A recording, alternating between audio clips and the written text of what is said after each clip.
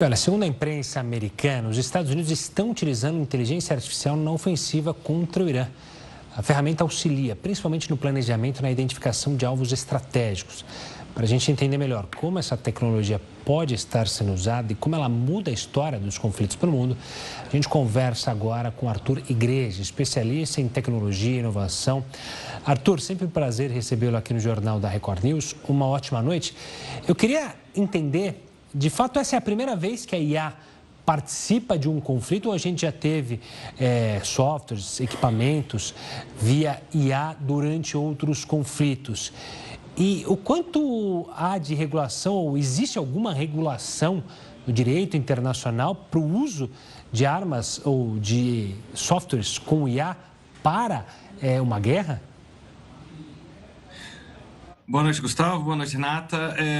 Obrigado pelo convite. Não, eu diria que é o primeiro grande evento, primeira grande guerra que nós estamos vendo a inteligência artificial sendo usada dessa maneira. Não é o primeiro evento, porque o Wall Street Journal dá conta de que a captura do Nicolás Maduro provavelmente foi o primeiro evento com esse tipo de planejamento. Então, o Pentágono, ele usa os serviços da Anthropic, que é a concorrente da OpenAI, do ChatGPT, mas é uma empresa que é tão grande quanto de um grupo de dissidentes da OpenAI que criou essa empresa e eles fornecem essa tecnologia.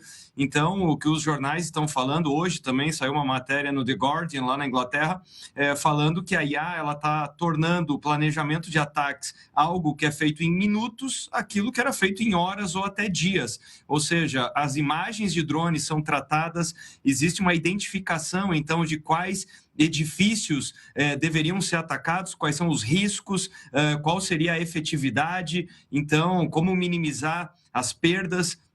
Então, eu diria que sim, é o primeiro grande conflito. Agora, em relação à sua pergunta acerca de algum acordo internacional, algum tipo de regulação, não há nada. Então, justamente porque é a vanguarda, é a primeira vez que nós estamos vendo isso.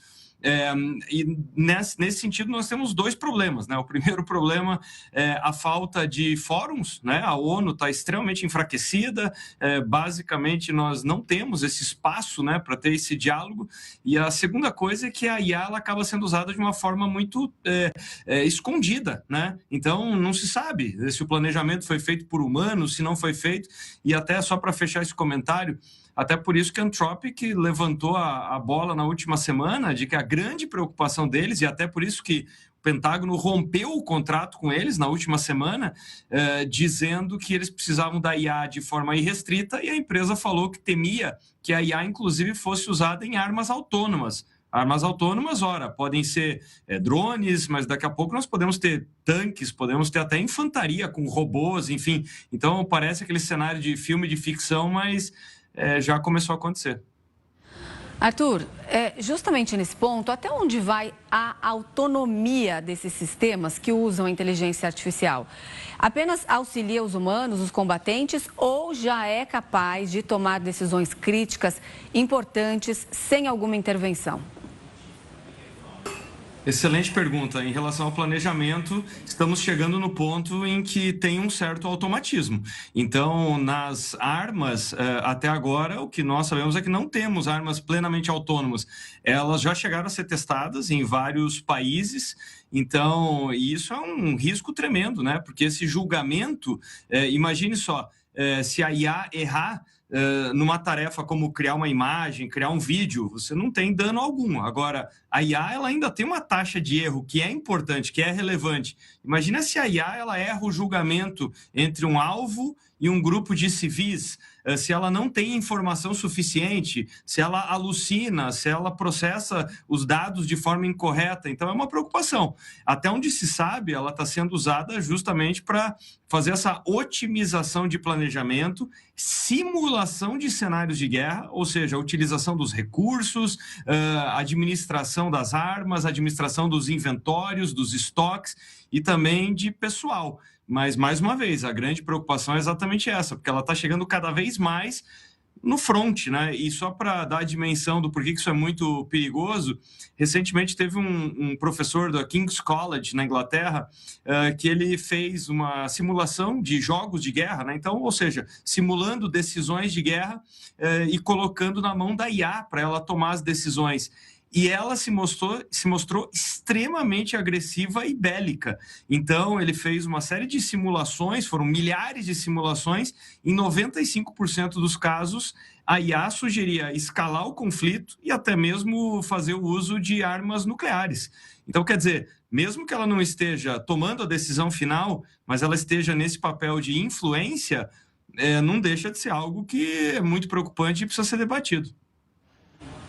Arthur, eu queria também perguntar, a gente está falando sobre, você explicou muito bem, sobre essas informações que são coletadas pela IA. Queria também entender, ou se já é possível desvendar isso, e se é um objetivo que pode ser usado pelos militares, de uso da desinformação com IA. A IA atuando como desinformação durante um conflito. Isso também já é pensado, já é utilizado ou pode ser utilizado nessas guerras que não são só de troca de balas, mas também, obviamente, tem muita coisa por trás? Isso está acontecendo na nossa frente, né? Porque a inteligência artificial, ela facilitou muito a criação do conteúdo, né? Então, se as redes sociais se tornaram o meio por onde esse conteúdo escoa, basta ver o que está acontecendo nas redes sociais, não só naquela região, em todo o Oriente Médio, o Golfo Pérsico, o que está acontecendo nas nossas redes sociais. Nos últimos dias, estamos vendo uma verdadeira enxurrada de vídeos falsos criados por IA sobre os ataques, sobre captura, sobre as histórias, sobre as narrativas que são criadas e as conexões que são feitas inevitavelmente com temas locais. Então, aqui no Brasil mesmo, esse tipo de coisa está acontecendo. Então, olha, o Trump decidiu fazer isso, mas é porque está acontecendo tal coisa no Irã e tem a ver com tal aspecto de tal político no Brasil. Então, isso está acontecendo a passos largos. E vale lembrar que, mais uma vez, o que a IA faz nesse caso, eu não acho que seja culpa dela, porque ela simplesmente facilita o processo.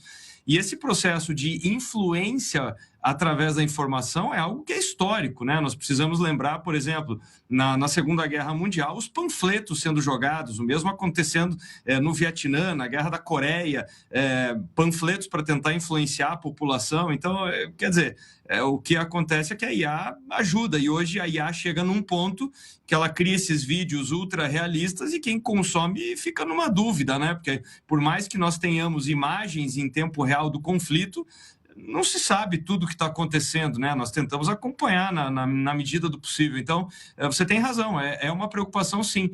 E o segundo aspecto a respeito disso é que nós estamos vendo também uma desarticulação da comunicação, né? Então, esse aspecto tecnológico não é só da IA.